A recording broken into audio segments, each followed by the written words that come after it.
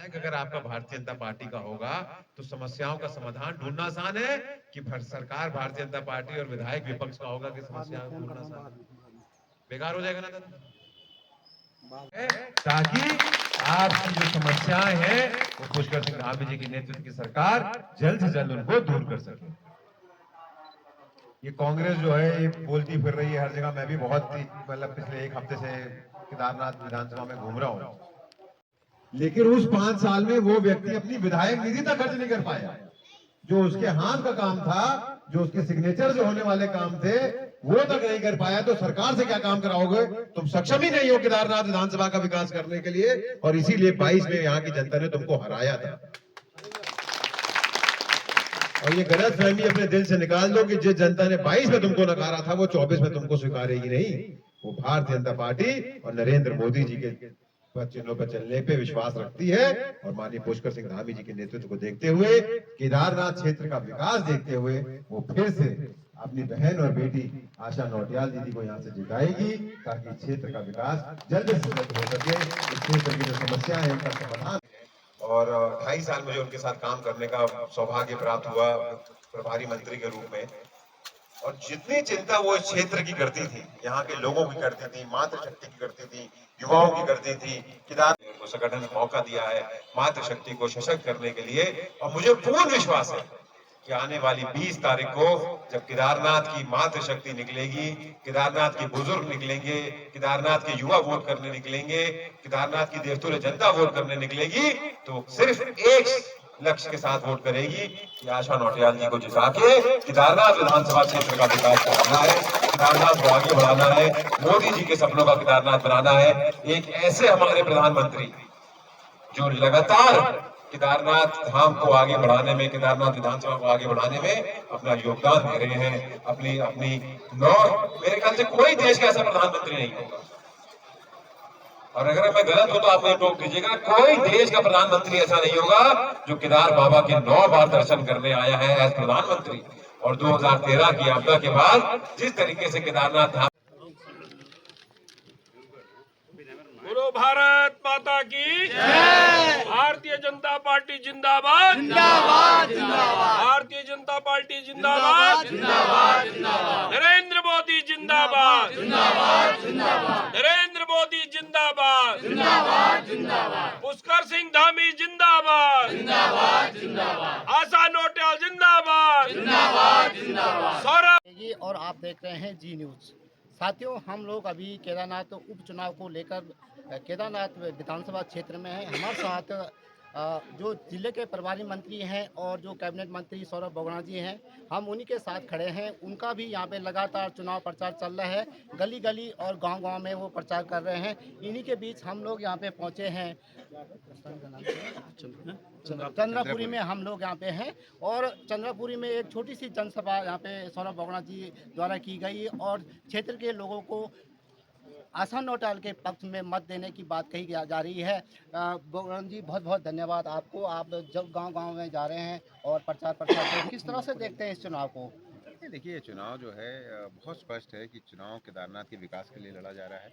एक तरफ भारतीय जनता पार्टी के कैंडिडेट हैं आशा नौटियाल दीदी, जो 2 बार यहाँ की पूर्व विधायक रही हैं, और एक तरफ भारतीय जनता पार्टी की सरकार है पुष्कर सिंह धामी जी के नेतृत्व में, जो केदारनाथ को हमेशा विकास के रास्ते बढ़ाने की सोच के साथ काम कर रही है।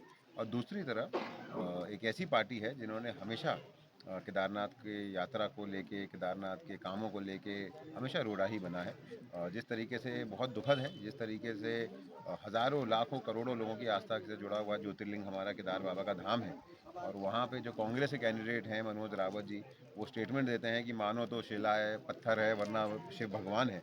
तो ये लगातार कांग्रेस ने एक अपना रखा है तरीका कि सनातन का हमेशा जो धर्म का है, सनातन धर्म का जो है उसका अपमान करना है, लोगों को हिंदू धर्म की आस्थाओं के साथ छेड़छाड़ करना उनका एक वो बन गया है। तो केदारनाथ की जनता ने मन बना लिया है कि केदारनाथ के विकास के लिए और केदारनाथ यात्रा को और भव्य बनाने के लिए फिर से भारतीय जनता पार्टी की प्रत्याशी आशा नौटियाल दीदी को जिताएंगे। बोगड़ा जी, सवाल ये है, कांग्रेस का हो चाहे बीजेपी का हो, मुद्दा केदारनाथ भगवान को बीच में लेके आए हैं सारे लोग, क्या कहेंगे? मुद्दे तो विकास के होने थे, शिक्षा के होने थे, स्वास्थ्य के होने थे, और यहाँ के आम लोगों के मुद्दे होते हैं। लेकिन चाहे बीजेपी हो कांग्रेस हो, हम किसी पे आरोप नहीं लगा रहे हैं। जो जनता कह रही है, मुद्दे केवल केदारनाथ मंदिर बीच में कहाँ से, भगवान कहाँ से आ जाते हरेंद्र हैं? भाई देखिए, मैं आपको यही बता रहा हूँ, ये मुद्दे किसने उठाए? कांग्रेस, बीजेपी ने तो नहीं उठाया, ये तो कांग्रेस उठा रही है। कांग्रेस ही गांव-गांव जाके लोगों को बहका रही है, भड़का रही है बाबा केदार के नाम पे। भाई हमने तो किसी भी, आप मानिए मुख्यमंत्री जी की स्पीच हो, आप किसी मंत्री के, हमारा आज मैंने यहाँ पर सभा करी, मैंने कोई बाबा केदार के भगवान के ऊपर वो नहीं किया। मैंने तो विकास की बात कही, मैंने ये कहा कि भाई गाँव-गाँव विकास चाहिए है, गाँव की यात्रा को भव्य बनाना है, लोगों को रोजगार से जोड़ना है, तो भारतीय जनता पार्टी के साथ चलना है। कांग्रेस है जो लोगों को आस्था के नाम पे भड़काना चाहती है, कभी जाति के नाम पे लोगों को भड़काती है, कभी धर्म के नाम पे लोगों को भड़काती है, कभी भगवान के नाम पे लोगों को भड़काती है।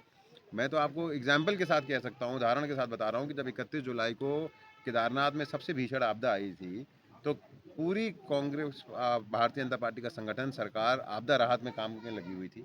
लेकिन सिर्फ एक कांग्रेस पार्टी थी जो आंदोलन निकाल के वहाँ पे पैदल यात्रा निकाल रही थी, भगवान श्री केदारनाथ यात्रा बचाना है। तो भगवान को कौन खींच रहा है चुनाव में? भारतीय जनता पार्टी नहीं खींच रही, कांग्रेस पार्टी खींच रही है। और हम आज भी चुनाव विकास के नाम पे ही लड़ रहे हैं, हम आज भी चुनाव केदारनाथ यात्रा को आगे बढ़ाने के लिए लड़ रहे हैं, हम आज भी चुनाव यात्रा को भव्य बनाने के लिए लड़ रहे हैं, बाबा केदार की यात्रा से लोगों को रोजगार से जोड़ा जाए, उस पर हमारा फोकस है। हम भगवान पे राजनीति नहीं कर रहे हैं, हम तो उस पर विश्वास रखते हैं, आस्था है हमारी।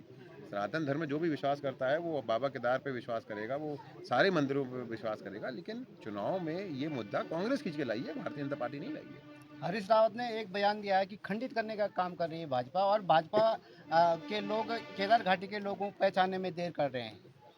हरीश रावत जी को कोई उत्तराखंड का व्यक्ति सीरियसली नहीं लेता है। जो आदमी मुख्यमंत्री रहते हुए 2-2 चुनाव हार गए, जो आदमी एमपी का चुनाव रिकॉर्ड वोट से हार गए, जो आदमी 22 में हार के डर से चुनाव नहीं लड़े, उस व्यक्ति को उत्तराखंड की भाई बहुत सीनियर हैं, मेरा बोलना ठीक नहीं, लेकिन उनको उत्तराखंड की जनता, उनकी सोच को और उनकी पॉलिटिक्स को उत्तराखंड की जनता नकार चुकी है। तो उनके स्टेटमेंट्स को, उनकी सोच को तवज्जो देने का कोई हमारा हमारा भी औचित्य नहीं बनता है, क्योंकि जिसको उत्तराखंड की जनता ही ने नकार दिया, उसके लिए हम क्या स्टेटमेंट दे सकते हैं। मेरा एक आखिरी सवाल है, पूरा ओवरऑल आपने भ्रमण किया होगा, यहाँ की जनता की क्या डिमांड है कि जिसको आने वाले दिनों में बीजेपी अगर सरकार बनाती है, जीत के जाती है, तो यहाँ के लोगों के लिए, इस क्षेत्र के विकास के लिए कौन अहम सा मुद्दा है जो लोगों ने आपके बीच में बोला है? नहीं, देखिए मुद्दे मुद्दे देखिए, जैसे मैंने आपको बताया, मुद्दा सबसे पहले केदारनाथ यात्रा को और भव्य करने का है।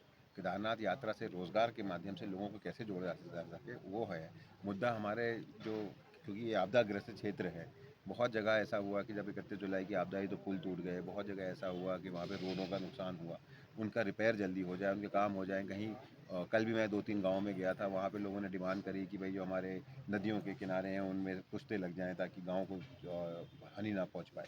तो जैसे मैंने आपको बताया कि हमारी सारी सोच और हमारा पूरा फोकस केदारनाथ में विकास के ऊपर है और यात्रा को भव्य बनाने के ऊपर है। किस तरह से रुझान मिल रहा है बीजेपी? रुझान अच्छा है। देखिए, मैंने जैसा आपको बताया, लोगों लोगों के बहुत स्पष्ट मत बना रखा है कि विपक्ष में रह के काम कराना मुश्किल होगा, और पक्ष के साथ जुड़ के आशा नौटियाल जी को सरकार में भेजकर, विधानसभा भेजकर कहीं ना कहीं काम आसानी से हो जाएंगे।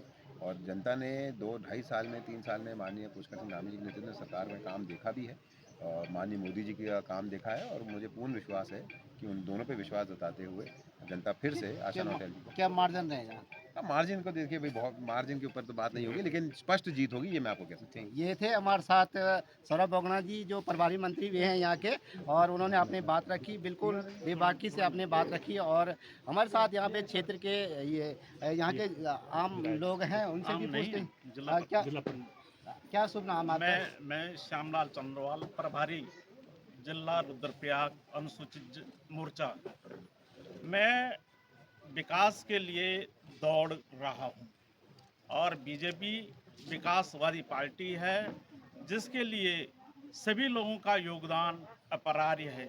मैं सभी जनता से अपील करूंगा कि भारतीय जनता पार्टी के पक्ष में आशा नौटियाल को अपना संपूर्ण समर्थन दे करके विकास की डोर को आगे बढ़ाएं। इन्हीं शब्दों के साथ धन्यवाद।